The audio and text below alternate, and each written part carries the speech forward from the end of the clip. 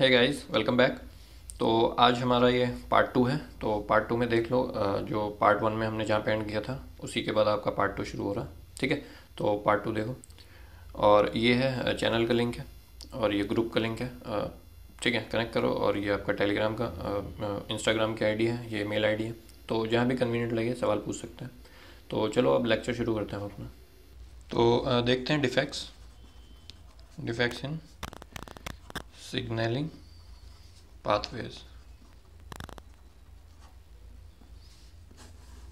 ठीक है, तो सबसे पहले देखेंगे कि सेल सिग्नलिंग पाथवे जो होता है वो मतलब नॉर्मल सी बात है, वो नॉर्मल एम्ब्रियो डेवलपमेंट हो या फिजियोलॉजिकल फंक्शनिंग हो या कोई भी रिस्पॉन्स हो ऑर्गेनिज्म का, तो उस चीज़ के लिए आपका नॉर्मल सिग्नलिंग पाथवे होना ज़रूरी है। बट अगर इनमें कोई डिफेक्ट हो जाए, ठीक है, डिफेक्ट की वजह मैं बताऊंगा आपको।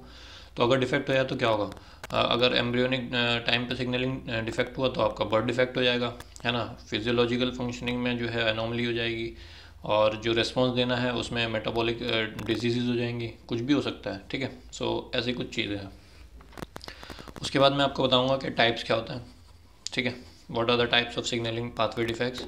देन उसके बाद मैं इसके कॉजेज़ बताऊंगा आपको कि किस वजह से हो रहा है। और फिर इसमें आपके मैं 3 या 4 एग्जाम्पल दूंगा आपको, उसके डिफेक्ट पाथवे भी बताऊंगा, डिफेक्ट पाथवे कैसे हुआ और उसके कॉन्सिक्वेंसेस क्या हुए। ठीक है, उस पाथवे में डिफेक्ट होने की वजह से क्या कॉन्सिक्वेंसेज हुए। तो ये वाला पार्ट आपका एक हो जाएगा। ठीक है, तो इस तरह से हम करेंगे। चलो, तो सबसे पहले लिखते हैं, ओपनिंग स्टेटमेंट देते हैं कि cell signalling pathways are essential for proper embryo development. ठीक है, एम्ब्रियो डेवलपमेंट और भी बोल सकते हो, physiological coordination, physiological coordination and appropriate response of an organism। ठीक है भाई, ये क्या हो गया, सेल ज़रूरी क्यों है। ठीक है, और defects in these cellular pathways can lead to birth defects. ठीक है, बर्थ डिफेक्ट हो गया अगर एम्ब्रियो डेवलपमेंट है। फिजियोलॉजिकल कोऑर्डिनेशन में डिफेक्ट है तो एबनॉर्मल फिजियोलॉजी एंड मेटाबॉलिक मतलब मेटाबॉलिक डिजीज़ एट्सेट्रा, है ना। बहुत सारी चीज़ हो सकती हैं, तो ये हमने आपको बता दिया। ठीक है, अब टाइप्स बताते हैं कि किस किस तरह के आपके सिग्नलिंग पाथवे में डिफेक्ट्स आ सकता है बेसिकली। तो टाइप्स में आपका ऐसे समझ लो कि देखो, एक तो सेल होगी आपका जो रिसेप्ट करेगी। ठीक है, तो इसकी सरफेस पे आपके रिसेप्टर होंगे। एक सेल होगी जो सिक्रीट करेगी। ठीक है, तो इसने मान लो कोई हार्मोन सिक्रीट करा या कोई मॉर्फोजन सिक्रीट करा, है ना, या कोई भी सिग्नलिंग फैक्टर जो है वो इसने सिक्रीट करा। तो या तो हो सकता है कि इसी में कोई प्रॉब्लम आ जाए, इसी में अनोमली हो जाए, तो एक तो टाइप का पाथवे वो हो जाएगा, मतलब एक तो डिफेक्ट हो जाएगा आपका। ठीक है, दूसरा आपका जो ये रिसेप्टर सेल है ना, जो इस रिसेप्टर सेल है इसमें कुछ अनोमली हो गई, इसके रिसेप्टर सही से काम नहीं कर पाए, तो इस वजह से हो जाएगा आपका दूसरा। ठीक है, तीसरा हो जाएगा, मान लो कि आपने कोई दवाई खा ली। ठीक है, जैसे हमने टेराटोजेनेसिस पढ़ा था, तो टेराटोजेनेसिस में जो टेराटोजेंस होता है, जैसे टेट्रासाइक्लिन हमने पढ़ा था, तो टेट्रासाइक्लिन क्या होगा, वो आपका नॉर्मल सिग्नलिंग पाथवे को इंटरफेयर कर देता है, तो उसकी वजह से एनॉमली हो जाती है बच्चे में। ठीक है, या फिर आपका वायरल इन्फेक्शन हो गया, मान लो वायरल इन्फेक्शन हो गया, कोई बैक्टीरियल इन्फेक्शन हो गया कोई, तो उन सब चीज़ों से भी आपके पाथवे में डिफेक्ट आता है। ठीक है, तो टाइप्स में आप लिख लो कि पहला तो आप लिख लो signaling pathway defect due to lack of hormone की कमी से या मॉर्फोजन की कमी से, या कोई भी सिग्नलिंग फैक्टर है जो उसमें काम कर रहा है उसकी वजह से। ठीक है, दूसरा आप में लिख लो कि एबनॉर्मल रिसेप्टर। ठीक है, सेल का जो एबनॉर्मल रिसेप्टर है, या लैक ऑफ रिसेप्टर, या रिसेप्टर है ही नहीं। ठीक है, ये सकते हो। तीसरा बोल सकते हो कि इंटरफेरेंस ड्यू टू ड्रग और फॉरेन केमिकल। ठीक है, जैसे टेट्रासाइक्लिन वगैरह मैंने आपको बताया था। और आप लिख सकते हो इन्फेक्शन। ठीक है, तो ये सब जो है ये इनकी वजह से अलग अलग टाइप के डिफेक्ट देखने को मिलते हैं पाथवे में। ठीक है, तो ये आपके टाइप्स में आ जाएंगे।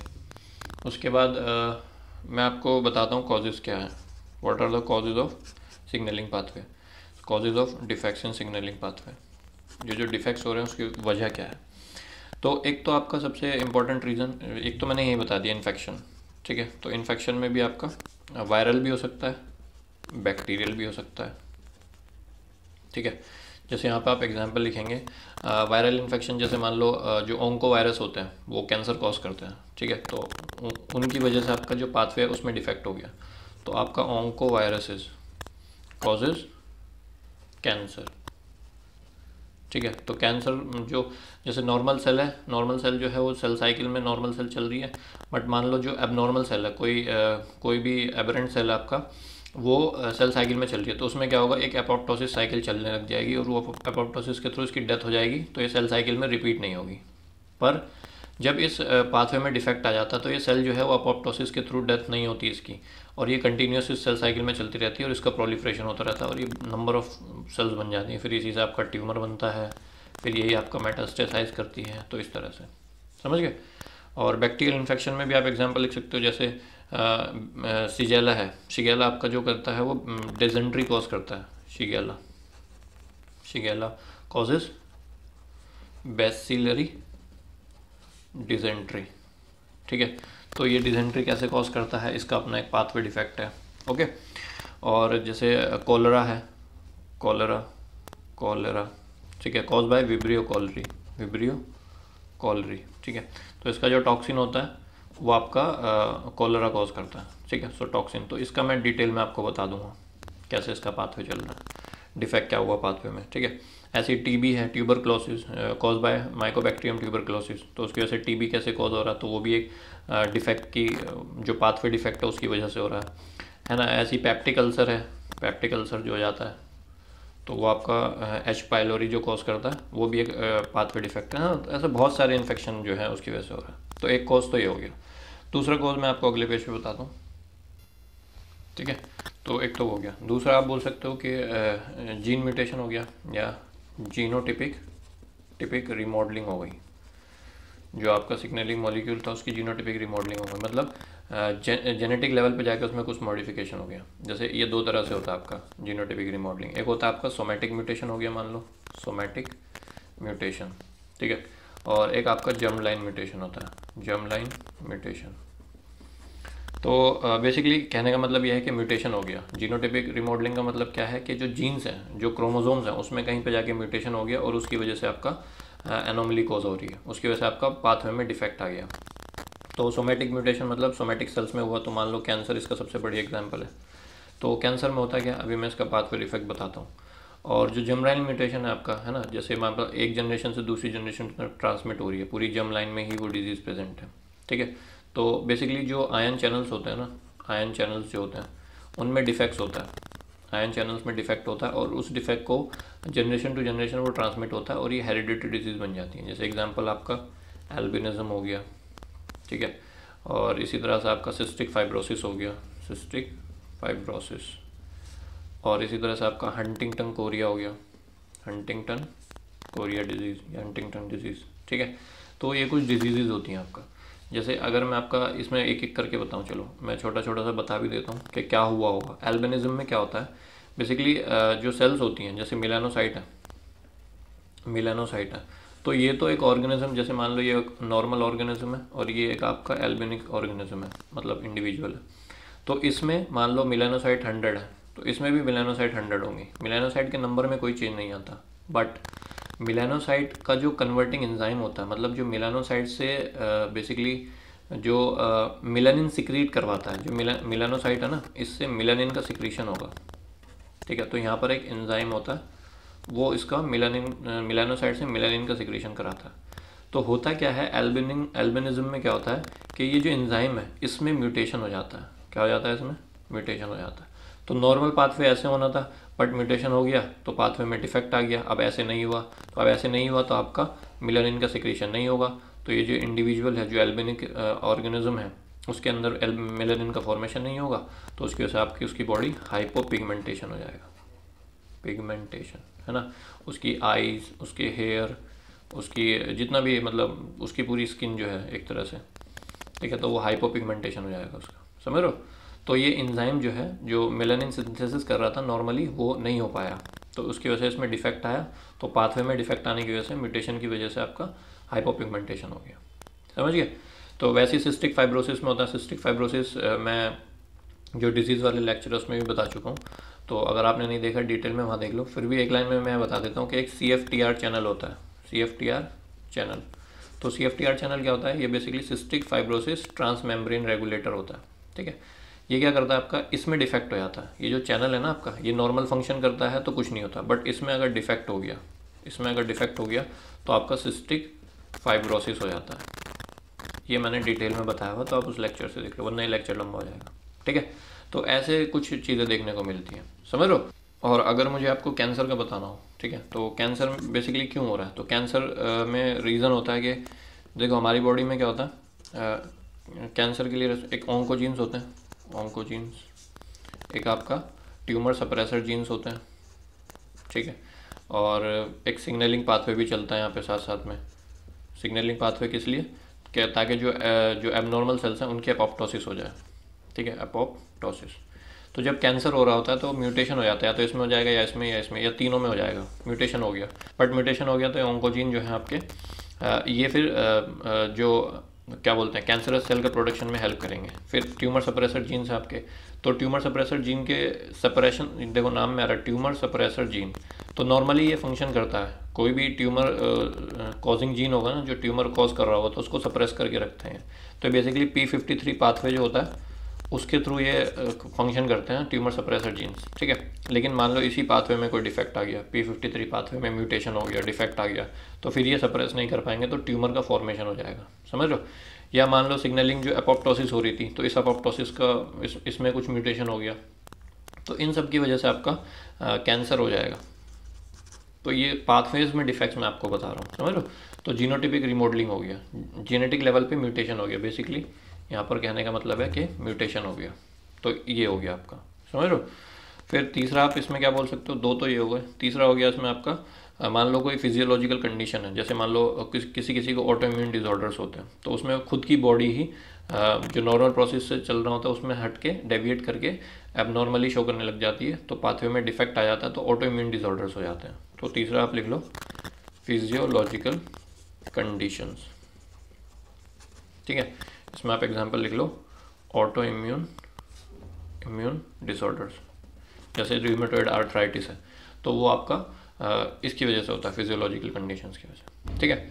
और चौथा रीज़न आप लिख सकते हो कि कोई फॉरेन सब्सटेंस बॉडी के अंदर डाल दिया, जैसे आपने मान लो कैफीन डाल दिया। कभी कभी कैफीन या निकोटीन जो होता है आपका, ये भी एक सिग्नलिंग पाथवे में डिसरप्शन कॉज करता है। तो बेसिक पाथवे क्या है वो तो मैं अभी आगे बता दूंगा आपको, जब कॉन्सिक्वेंसेस बताऊंगा डिफेक्ट्स के साथ, बट आपको यहाँ पे याद रखना। तो चौथे में आप लिख लो पहले कि इंट्रोडक्शन टू फॉरेन सब्सटेंस, ठीक है, इंट्रोडक्शन ऑफ फॉरेन सब्सटेंस। तो इसमें एग्जांपल में आप ये लिख लेना, निकोटीन, कैफीन वगैरह, ठीक है। तो इसकी वजह से आपका सिग्नलिंग पाथवे में इंटरफेरेंस होता है और वो फिर एनोमली कॉज करता है, ठीक है। तो ये कुछ कॉजेज हो गए आपके। अब मैं क्या करता हूँ, तीन चार एग्जाम, जैसे एक तो मैं कॉलरा बताऊँगा आपको, कॉलरा का पाथवे बताऊँगा और पाथवे में क्या किस वजह से हुआ है, डिफेक्ट क्या हुआ वो बताऊँगा, ठीक है। एक मैं आपको बता दूँगा ये पर्ट्यूसिस हुपिंग कफ जो होता है उसका पाथवे में डिफेक्ट बता दूंगा, ठीक है। और एक क्रोमोसोमल म्यूटेशन का एग्जांपल दे दूंगा मैं आपको, क्रोमोसोमल म्यूटेशन का एग्जांपल मैं आपको दूंगा कोरोनरी आर्टरी डिजीज़, तो ये मैं आपको एक दे दूंगा। और एक मैं आपको जीन म्यूटेशन का एग्जांपल दे दूंगा, कि मतलब एक क्रोमोसोम के एक पार्ट में म्यूटेशन हुआ, और एक जीन म्यूटेशन मतलब डीएनए में एक पर्टिकुलर कोई जीन था उसमें म्यूटेशन अगर हुआ तो उसकी वजह से, जैसे इसमें एग्जांपल मैं आपको अल्जाइमर दे दूंगा, ठीक है। तो मैं ये थोड़ा सा आपको बताता हूँ डिटेल में अगले पेज पे। तो आगे देखेंगे डिफेक्ट्स इन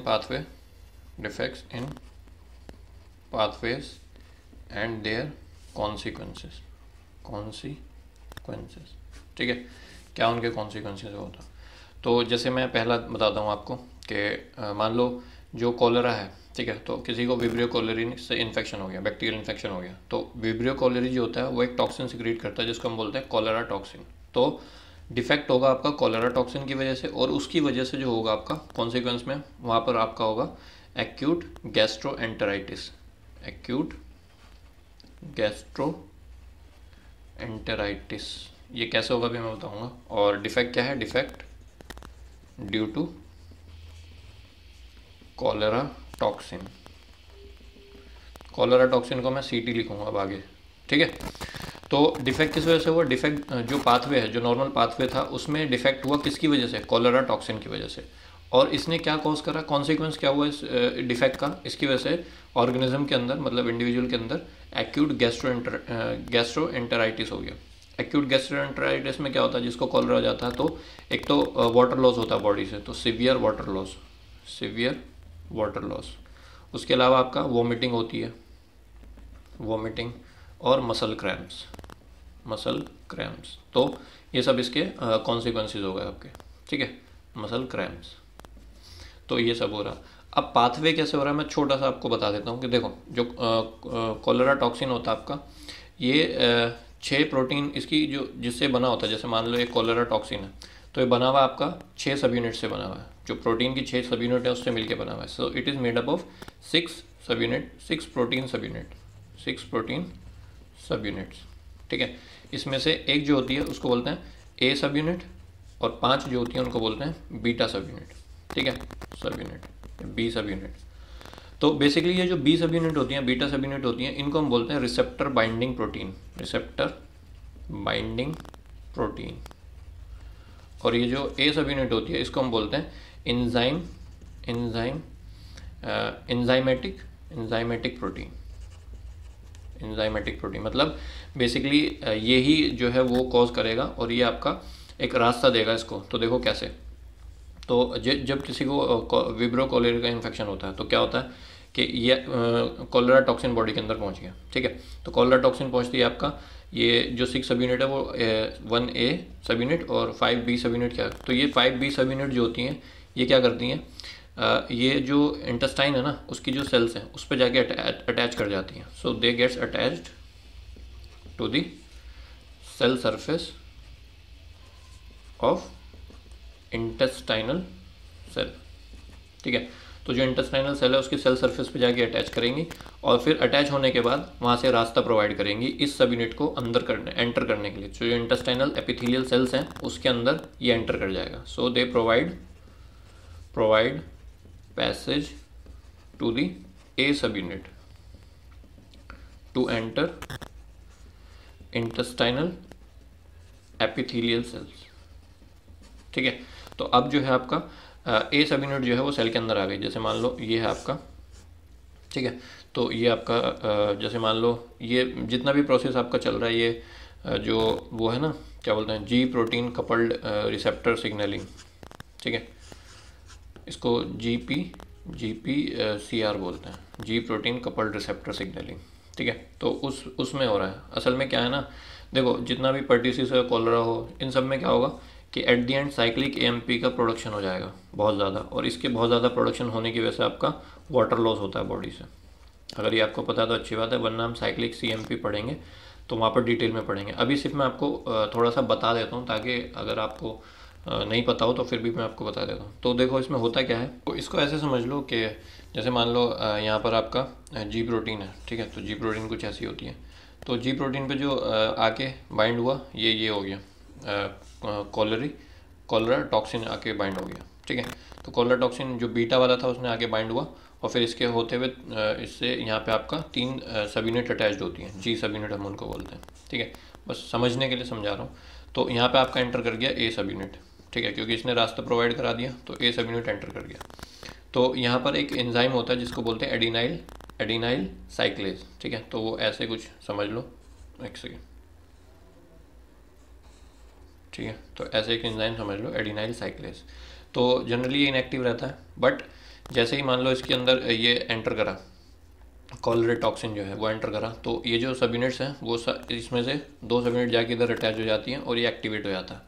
और जैसे ही ये एक्टिवेट होता है, इसका एक्टिवेशन होते ही ये होता कैसे है वो छोड़ो अभी, बस एक्टिवेशन होते ही ये क्या करता है, जो बॉडी के अंदर एटीपी पड़ी हुई होती है उसको कन्वर्ट कर देता है साइक्लिक एएमपी में। और ये करता जाता है, जितना ज़्यादा टॉक्सिन आता जाता है उतना ज़्यादा अटैच होती है, उतना ज़्यादा एक्टिवेशन, उतना ज़्यादा साइक्लिक एएमपी का प्रोडक्शन होता है। तो प्रोडक्शन हुआ और इसकी वजह से फिर आपका फ्लूइड सिक्रीशन होने लगता है बॉडी से, फ्लूइड सिक्रीशन है ना, जैसे लॉस ऑफ क्लोरीन हो गया है ना, वाटर हो गया, तो इस सब की वजह से आपका फिर डायरिया हो जाता है फिर। तो ऐसे कुछ होता है इसमें, ठीक है भाई। तो वैसे ही जैसे ये है ऐसे ही आपका वो है दूसरा वाला। तो दूसरा जो पर्टुसिस है आपका वो भी लिख लो अगले पेज पे।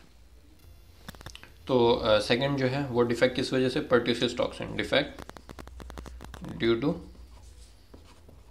पर्ट्यूसिस टॉक्सिन, ठीक है। और कौन सिक्रेट करता है इसको, it is secreted by the Bordetella pertussis, ठीक है, बैक्टीरिया है, तो ये सिक्रेट करता है। और ये पर्ट्यूसिस टॉक्सिन जो है इसका कॉन्सिक्वेंस क्या होता है, इसकी वजह से आपका जो इंडिविजुअल है उसको हुपिंग कफ होता है, हुपिंग कफ, ठीक है। तो ये हुपिंग कफ में आपका सिक्रीशन होता है और जो आवाज़ होती है खांसते हुए सीटी जैसी आवाज़ आती है, ठीक है। तो ये सब चीज़ें होती हैं इसमें। तो बेसिकली इसमें भी जो फंक्शन है जैसे पीछे हमने पढ़ा वैसे ही हो रहा है समथिंग, ठीक है, क्योंकि इसमें भी आपका एट द एंड जो है वो आपका सिक्रीशन ऑफ, इसमें भी आपका क्या हुआ, secretion of fluid and mucus secretion, ठीक है। तो जो स्पूटम जो होता है आपका वो बनने लग जाता है। तो मैकेनिज्म वही है कि ये सेल है आपका, ये आपका जी प्रोटीन वो है, यहाँ पर आपका पर्ट्यूसिस टॉक्सिन है, इसके पास पर्ट्यूसिस टॉक्सिन के पास भी दो सब यूनिट होती हैं, अल्फ़ा बीटा, ठीक है। वहाँ पर ए भी था, यहाँ पर अल्फ़ा बीटा नहीं, यहाँ पर भी ए और बी है। तो पर्ट्यूसिन टॉक्सिन के पास दो सब यूनिट होती हैं, ए और बी।